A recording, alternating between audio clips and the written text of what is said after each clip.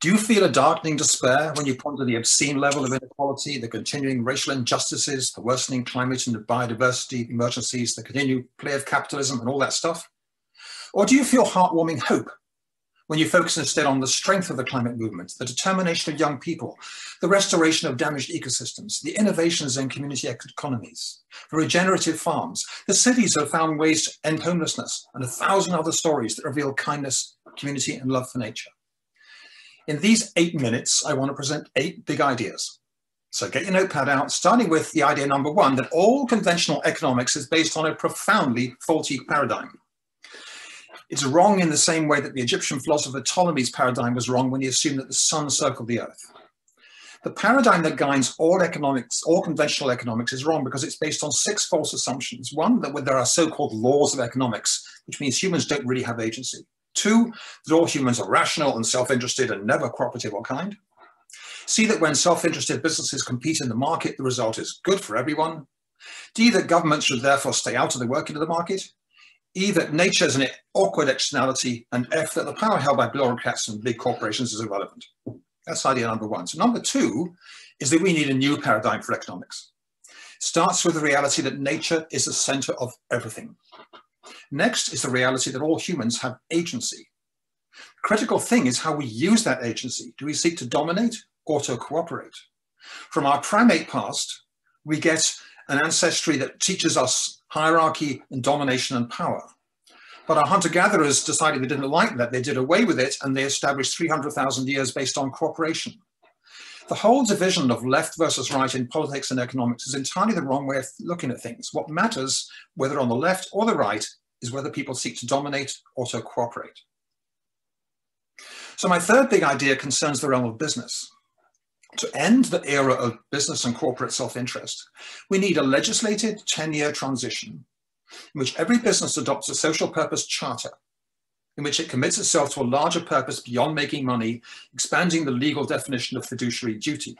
In the new charter, each business will commit, among other things, to pursue social and ecological purpose in addition to financial purpose, and to report annually on progress, to offer an equity stake in the business to all employees who work there for 4 years or more, to strive to have at least 50% women and racial diversity on the board of directors, and to allow workers to form a union and to elect 50% of the company directors. This will be legislated, so after 10 years, if you don't have a new charter, you can't operate in Canada.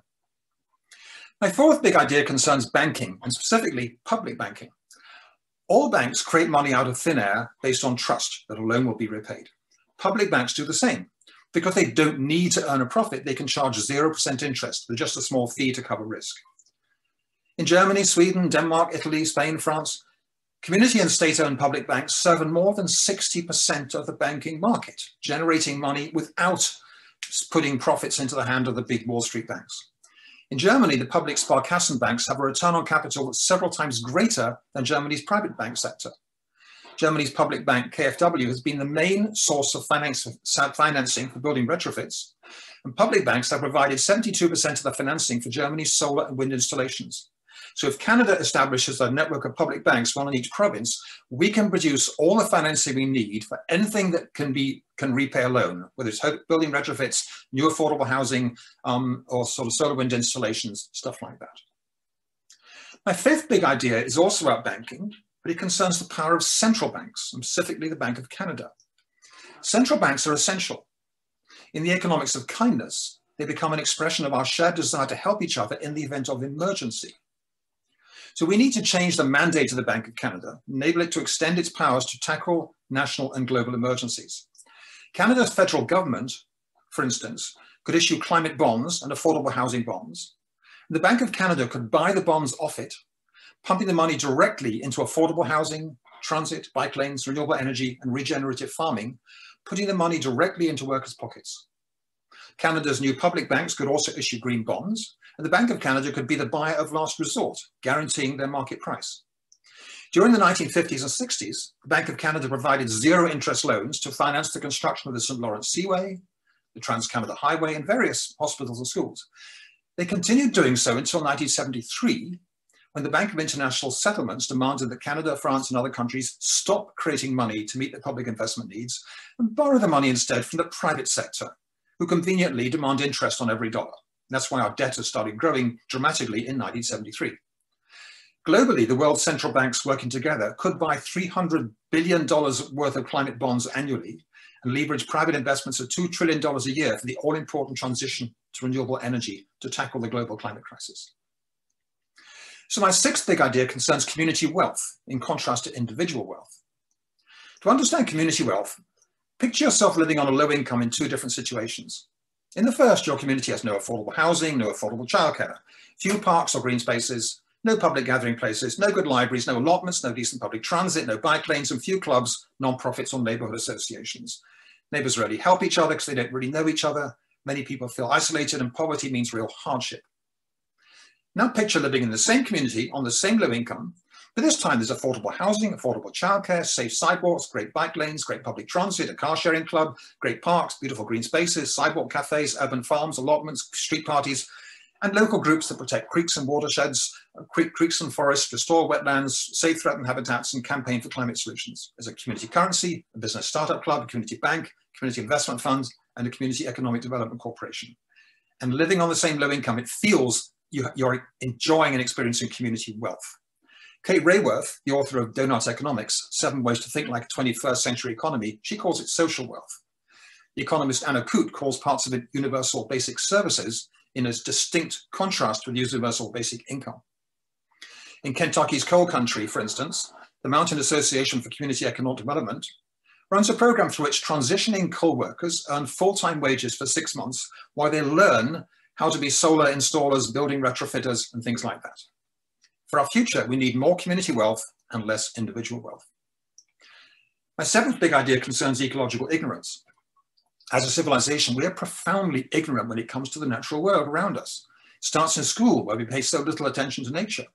Children go on to become economists, politicians, and CEOs without understanding how the carbon cycle works, or why keystone species such as the wolf is so essential to the integrity of its ecosystem.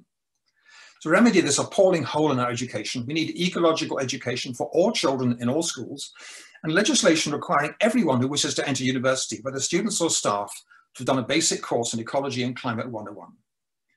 I believe we're at the beginning of a period of tremendous positive change. The dark polluting years of the industrial era are ending. As the sun sets on one day, it rises on another. We're living at the dawn of a new ecological civilization, a new era of social justice. And this is the decade when we must make it happen. So my final idea is mobilizing for change.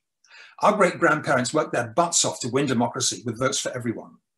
This means that today, to change the world, instead of trying to overthrow a government, we need to educate the public, win support for our various causes, join political parties, run for office, and win elections. The very best ideas, just like these, sit on shelves until people are motivated to mobilize and organize to make them happen. For my part, right now, I'm working with many others to establish the BC Climate Emergency Network, coming together with 340 different climate action groups, organizations, and initiatives, so that together our voice will be strong and our strength more powerful. A new ecological civilization cannot be built in 10 years, but during this decade, we need urgently to achieve the 10-year transition that will lay its foundations, including by 2030, a 60% reduction in our climate pollution and the preservation of 30% of Earth's land and water for nature. To those who say this is impossible, I invite you to sit down with the young climate activists from Fridays for Future or the Sunrise Movement and tell them it's impossible. Rather you than me. And in the chat box, I'm going to post three presentations where you can learn more about all this stuff. And there you go, Lynn. Thanks very much for giving me this opportunity.